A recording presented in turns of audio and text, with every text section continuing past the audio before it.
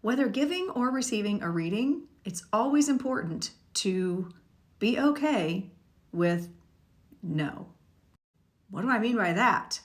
Sometimes Spirit will bring through information through a medium that makes sense, right? Majority of the time, it should make sense. It should land. It should be evidential and make sense to the person that is getting the reading.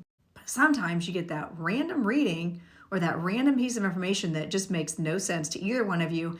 So it's really important in that moment just to write it down, make note of it, get as much information about it as you can, and then move on from it. Let me give you an example.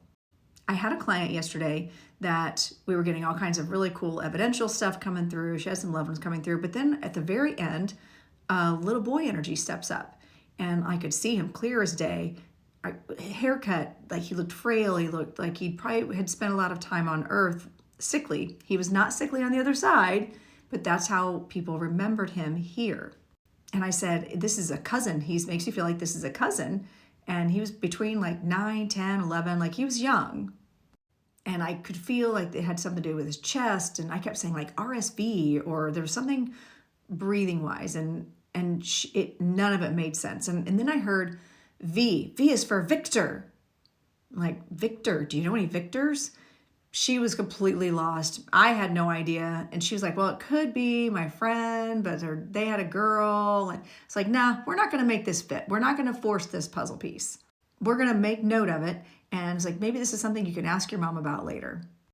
And so we moved on from it. An hour after the reading, I don't think it was even that long, she messages me and says, oh my goodness, you're not going to believe this. Try me.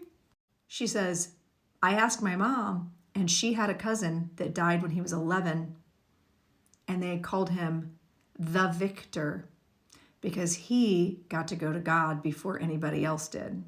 And he had always been sickly and frail through his whole life. He was small for his age, and he died of complications from asthma. So I'm so glad that she was able to, tap into some resources and find out who it was.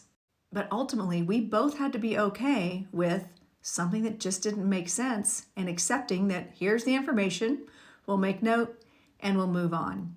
So always be okay with the no.